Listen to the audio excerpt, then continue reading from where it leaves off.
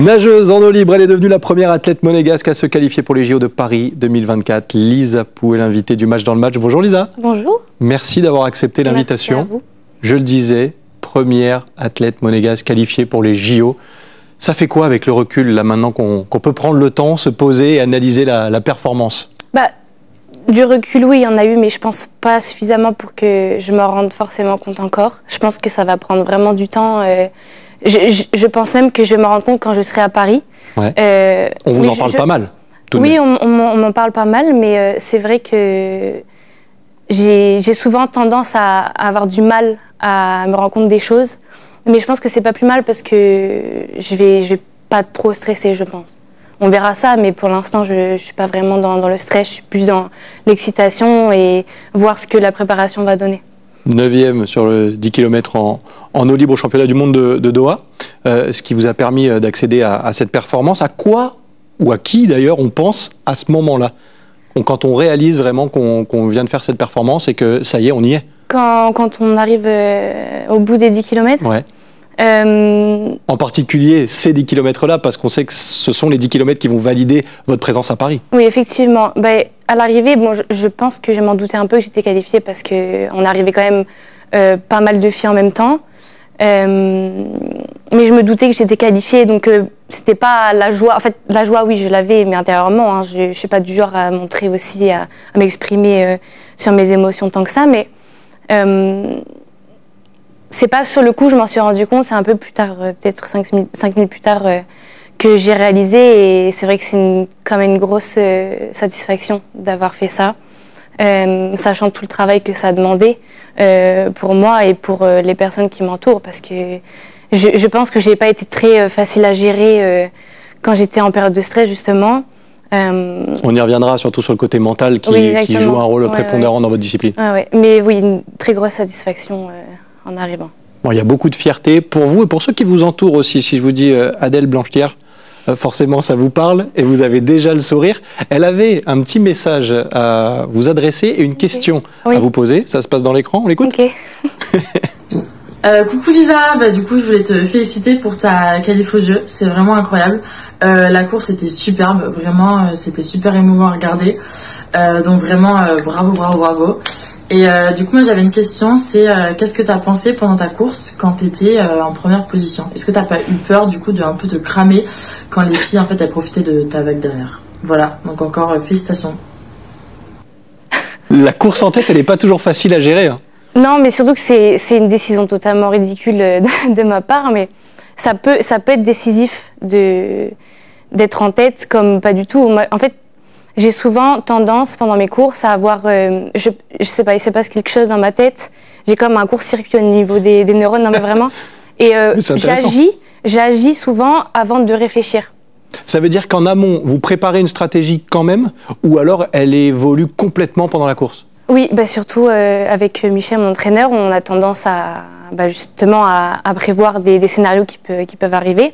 Mais jamais il va me dire Lisa, tu prends la tête. Je veux dire, c'est quelque chose qui vient de moi et c'est pas du tout réfléchi sur le moment.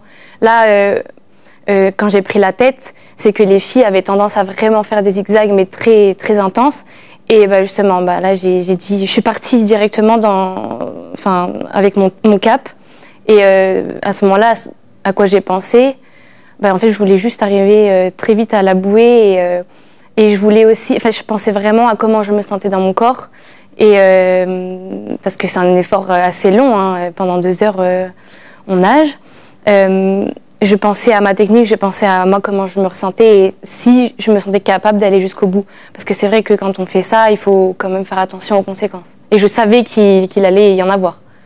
Mais je voulais en assumer les conséquences, justement. On reviendra sur ces performances, alors physiquement incroyables, et je le disais tout à l'heure, mentalement aussi intéressantes à analyser avec vous. On vient d'entendre Adèle. Comment ça se passe, la concurrence, j'allais dire, entre guillemets, en tout cas la relation entre nageuses? Ça se passe plutôt bien, surtout en eau libre. C'est un sport assez familial, on va dire. Après, je connais pas vraiment l'univers du bassin. Enfin, je l'ai connu quand j'étais en junior, quand j'étais un peu plus jeune. Mais c'est vrai que l'univers de l'eau libre, pour ma part, j'ai l'impression qu'il y a quand même beaucoup d'entraide. Et là, quand on nous voit pendant 2 heures nager, ok, c'est des adversaires, mais on se doit aussi de nager ensemble, pas forcément contre. Dire dans l'eau libre, le sillage en fait est très important, c'est-à-dire que si la première qui est devant, elle va avoir plus d'énergie dépensée à faire ça, tandis que celles qui sont vraiment derrière, dans les pieds ou dans les hanches, vont s'économiser un peu plus. Donc en fait, un peu à l'image du cyclisme, quand on dit qu'il faut prendre la roue de celui qui est devant. C'est exactement la même chose, sauf que là on est dans l'eau. Mais je pense que le nager ensemble est important et je pense qu'on a quand même une belle entente entre toutes les filles. C'est intéressant. Là, on évoque la course de Doha. Vous finissez, on l'a dit, sur 2 heures de nage à 7 secondes de celle qui l'emporte. Ça paraît rien sur une distance comme celle-ci. C'est fou. 7 secondes, c'est rien. C'est pas énorme. Mais après, oui, exactement, ça peut se jouer à rien du tout. Parce que là, de la 13e à la 14e place, je ne sais pas exactement combien il y a de secondes, mais j'ai le souvenir d'une course, c'était à Yosu, championnat du monde. Je ne sais plus quelle année, c'était pour les qualifs, pour les Jeux de Tokyo. Aurélie Muller, qui est en équipe de France, avait loupé sa qualif à quelques dixièmes. Et là, c'est frustrant. Ouais, là, c'est très frustrant, oui. On va évoquer un peu les spécificités de cette discipline, parce qu'elle est encore méconnue, la nage en eau libre. Quand on vous demande ce que vous faites dans la vie, vous répondez quoi du coup? Que je nage. Je nage parce qu'on en passe du temps dans l'eau. Sur les périodes où on nage beaucoup, ça peut atteindre les 100 km par semaine. Donc là, on peut passer jusqu'à 6 heures dans l'eau. Ouais. Donc oui, je nage. Alors, forcément, on évoque une performance physique. Ça, c'est indéniable. Mais la tête fait beaucoup la différence. Parlez-nous de ce côté-là aussi, parce qu'il est primordial dans votre discipline. Est-ce que finalement, tout ne se joue pas au mental? En tout cas, une bonne partie. Oui, une très grosse partie, je pense, se joue sur le mental. Après, il y a différents profils, je pense, psychologiques. Ça peut être intéressant. Bon, je n'ai pas vraiment analysé la question, mais je sais que pour ma part, j'ai tendance à être souvent pas mal dans ma tête. Donc je pense que c'est un sport qui me correspond très bien. Après, il y a un souci avec moi, c'est que je manque énormément de confiance en moi. Et c'est vrai que l'aspect mental peut être compliqué pour ma part. Mais si je pouvais répondre en général à la question, oui, c'est un très gros aspect de la performance, le mental. Parce que ce qui est compliqué, c'est de se dire, je pense que mentalement, tu te dis, là je pars pour 2 heures d'effort ou même 5 heures sur les 25 km. C'est pas anodin. Il faut vraiment avoir l'habitude. Je pense aussi que c'est une habitude à prendre, mais ça peut faire peur. À quoi on pense, question toute bête, hein, à quoi on pense quand on nage pendant 2 heures? Il y a la stratégie, certes, vous l'avez évoqué tout à l'heure. Est-ce que je prends la tête? Est-ce que je la prends pas? Derrière qui je vais me positionner? Mais il y a forcément des moments où l'esprit s'échappe un petit peu. Oui, c'est vrai que mais pendant 2 heures, on a l'impression qu'on pense à des choses improbables, mais en fait, on est vraiment concentré sur ce qui se passe autour de nous. C'est très important parce que la position qu'on a dans un peloton peut avoir une très grosse importance. Par exemple, si tu te retrouves au milieu ou en fin de peloton et que devant, il y a 3 filles qui accélèrent et qui veulent s'échapper, en fait là il faut être présent sur le moment, parce que si elles s'en vont, après c'est trop tard. Ouais, c'est trop tard, parce qu'en eau libre, si tu commences à décrocher, c'est très difficile de rattraper les filles devant. Et puis vous dites, en eau libre, on est aussi dépendant des conditions, ce qui veut dire que vous avez beau préparer, on ne sait jamais à quoi s'attendre finalement. On ne sait jamais à quoi s'attendre. Après, il y a des personnes qui sont plus à l'aise avec des conditions plus compliquées, avec beaucoup de vagues. Il y en a qui le sont moins. Vous, votre position là-dessus? Moi, j'adore nager dans les vagues. Il pourrait y avoir un cyclone. Enfin, j'adore ça. Vraiment, quand... Ça tombe bien, à Paris, il fait rarement beau. Donc, mais s'il y a un peu de vent, ça peut être sympa. Ça peut être compliqué. Il y a beaucoup de courants, je pense, dans la Seine. On y reviendra, oui. Mais c'est vrai que c'est très bizarre, mais lorsque le ciel commence à se couvrir des nuages très gris, c'est là que je ressens le plus de force intérieure. C'est très, très étrange, ouais. C'est intéressant. Ouais, c'est intéressant d'analyser un petit peu ça. On va bien sûr continuer de le faire ensemble. On parle du mental, bien sûr. On parle aussi de votre attachement ici, à la région. On va revenir sur Monaco, évidemment. Vous avez gagné la Prom Swim à Nice également. Gagné à la maison, je mets des guillemets, mais ça a toujours une saveur particulière. Est-ce que là, pour le coup, on parlait des conditions, le fait de connaître un peu mieux son environnement, ça aide aussi? Pour le coup, on l'avait fait à plusieurs reprises, la prom swim. Mais en fait, là, on a fait une sorte de traversée. Ça, on ne l'avait jamais fait. Mais c'était sympa parce que pour le coup, on était un peu en pleine mer, si je peux dire. Donc, il y avait des vagues, si je me semble bien. Ouais, je pense que c'est ça, il y avait de la vague. Mais oui, c'est sûr, gagner cette course à Nice, c'est un côté génial. Je sais que vous aimez cette photo. C'est surtout que, en fait, moi, j'ai commencé dans les bassins à Nice-la-Semeuse, un petit club de là-bas.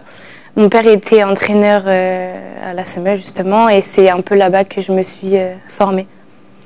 Bon, on va revenir sur le parcours aussi. Vous avez été notamment médaillée de bronze 2018 avec le relais. Je parle des championnats d'Europe avec l'équipe de France. C'était à Glasgow? Oui. C'est ça? Oui. Quel souvenir vous en gardez? Du relais ou de... Ouais, de ce relais et de cette belle médaille. Je m'en souviens pas exactement, mais je me souviens du podium. Par contre, on avait eu un très beau moment avec mes compatriotes. Et non, j'en garde un très bon souvenir, je pense. Ouais. De la course, je m'en souviens pas. C'était trop rapide pour que je m'en souvienne, parce que c'était 1250, je pense, à l'époque en plus. Donc, ouais. Ça va beaucoup plus vite que ce que vous faites aujourd'hui. Oui, c'est très, très intense. Ouais. On parlait de l'équipe de France, on va forcément venir à Monaco. Pourquoi avoir fait ce choix de justement choisir Monaco, la principauté, de représenter la principauté? Ça doit faire 12 ans, je pense, que je suis arrivée à Monaco. Je dirais pas que c'était la suite des choses, parce que je m'y attendais pas vraiment. Mais l'opportunité s'est présentée à moi et je l'ai saisie. Et je me suis dit que c'était forcément une bonne raison, surtout que là, je me suis qualifiée au jeu et je suis assez fière de pouvoir représenter la principauté aux Jeux Olympiques. Vous avez été naturalisée monégasque? Oui. Là aussi, c'est un choix, finalement, c'est une suite logique? Oui. Oui et non, parce que c'était pas du tout dans les plans. Dans mes plans, moi, il y a eu des moments où j'ai voulu arrêter à plusieurs reprises. C'est pas un sport évident, comme tout sport qui existe. Mais pourquoi vous avez voulu arrêter? C'est très, très prenant. Moi, je l'ai pas souvent dit, mais psychologiquement, c'est pas facile du tout. Là, vous voyez tout ce qui est beau, il y a la qualification, mais il y a plus de moments où on n'est pas bien dans sa tête que des moments où on est comme ça quand on est bien.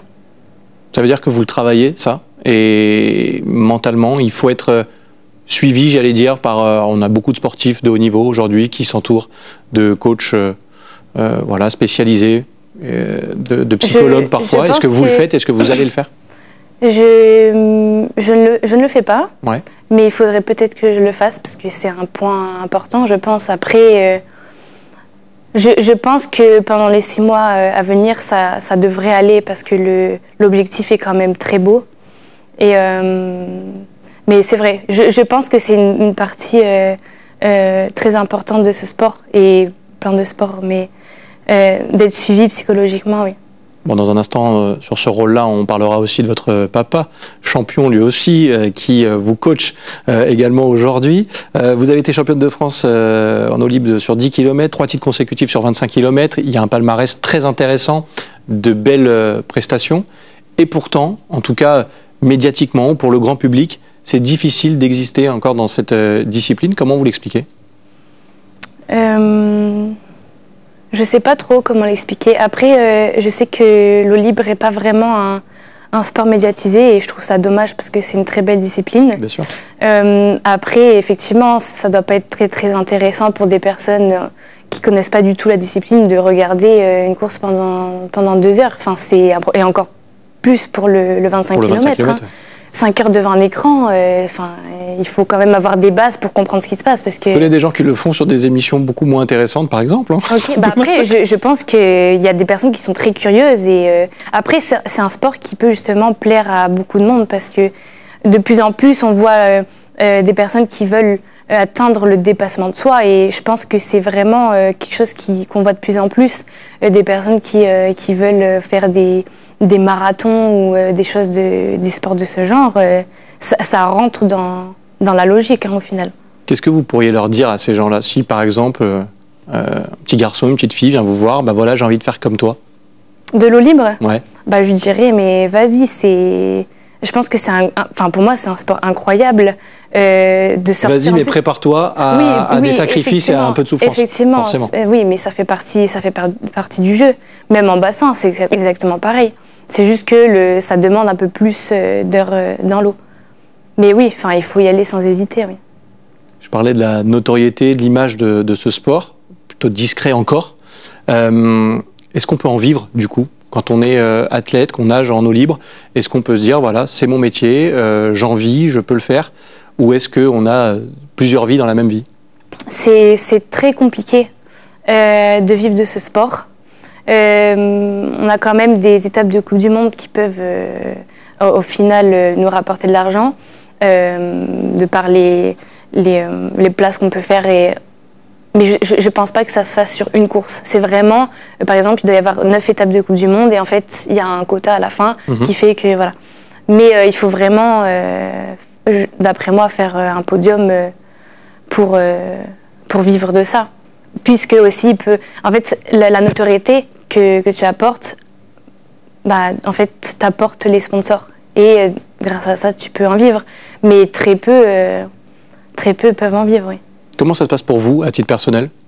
Vous en vivez? Comment se passent vos journées? Comment, alors, dicté forcément par l'entraînement, beaucoup de nage, vous l'avez dit? Oui, beaucoup de nage, effectivement. Après, moi, je fais un peu pâtisserie à côté. Je suis une autodidacte par rapport à ça. Je touche un peu à tout et j'essaie de m'occuper au mieux la journée. Malheureusement, j'ai pas encore trouvé ma voie à côté de ça, hein. Pour l'instant, c'est la pâtisserie, mais je change beaucoup de fois de champ, d'intérêt. Parce que vous êtes curieuse aussi. Oui, je pense que je suis curieuse. Aussi. Il y a la photo aussi, parce que là, on vous voit avec un appareil photo. Mon bel appareil, je filme et je fais quelques photos, oui. Ça veut dire que vous préparez aussi ce qui pourra se passer après la carrière dans l'eau?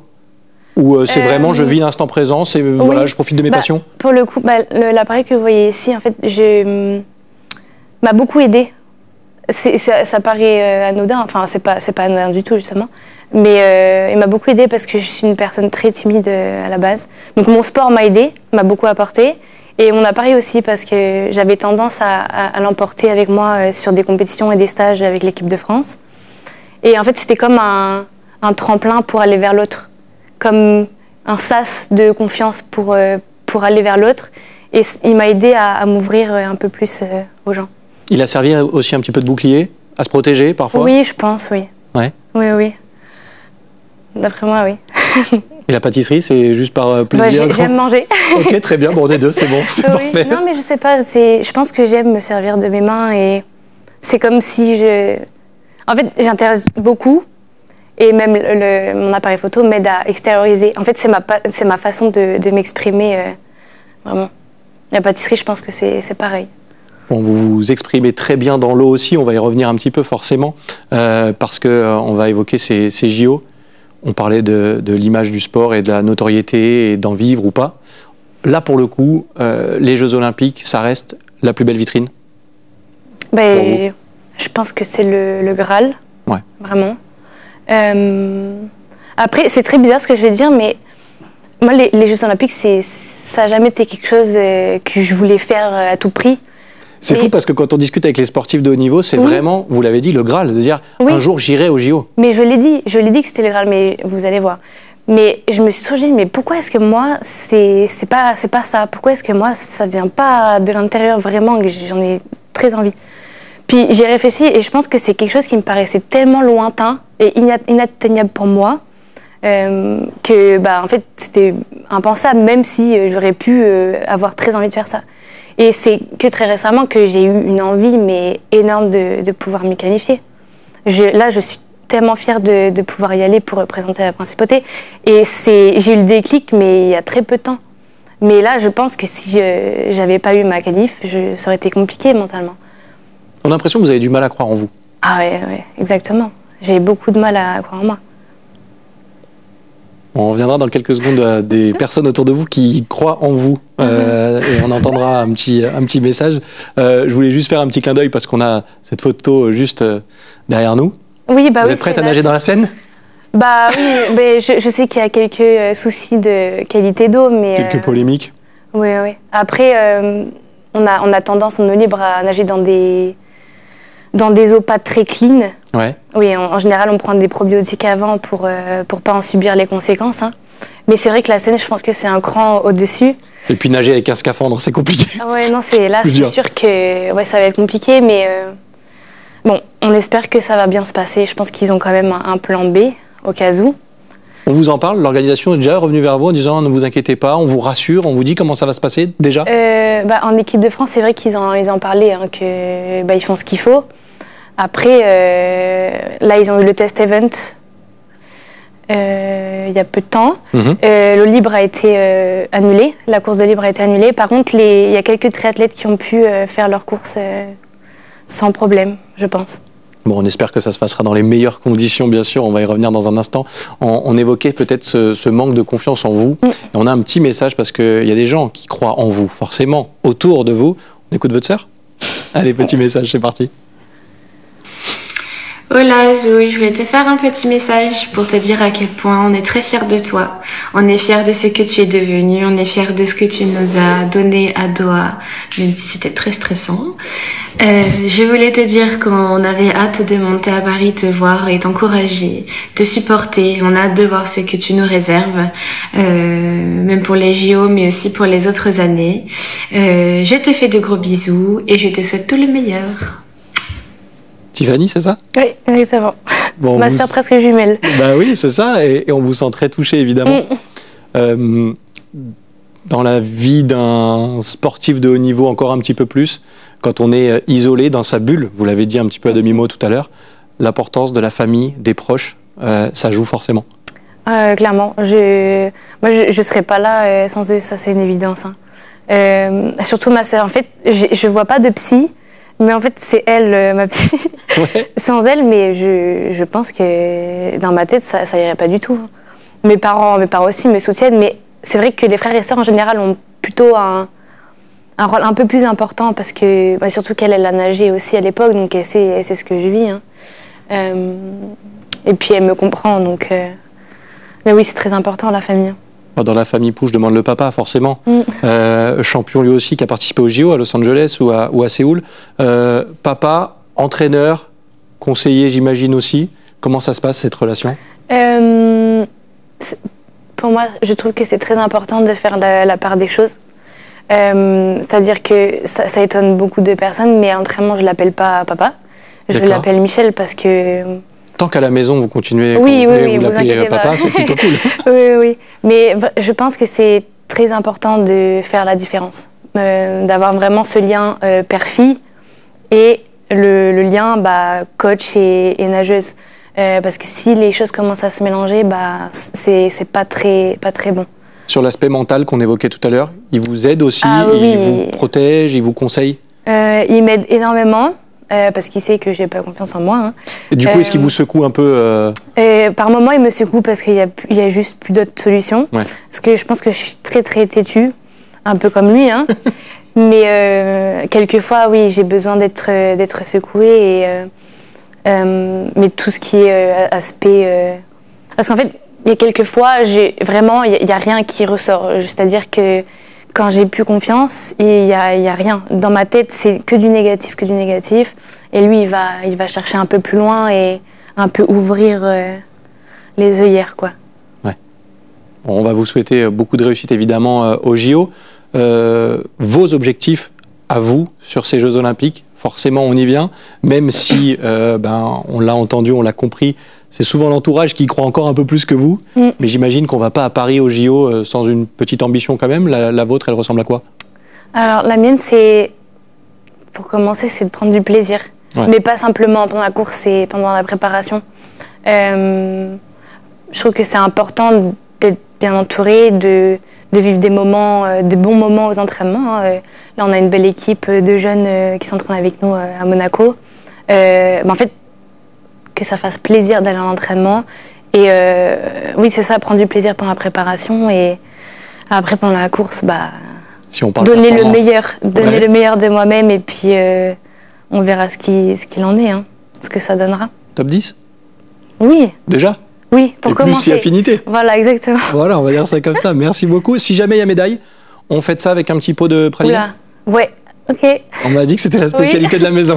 Oui, c'est la bon spécialité de la maison. J'ai les bonnes infos. Ouais. Ok, c'est noté. Pot de praliné. Si jamais ça se Je passe note bien, qu'il y ait une aussi. médaille. Ok. Vous reviendrez. Merci beaucoup, Lisa Pou, en tout Merci cas, à vous. d'avoir été notre invitée. Et je dis pas le mot parce qu'on reste à la télé, Oui. mais vous avez tout compris. Oui. Merci. Merci à À vous. bientôt. Merci de votre fidélité. Le match dans le match de retour très vite. Passez un agréable moment sur TV Monaco. On se dit à bientôt. Bye bye.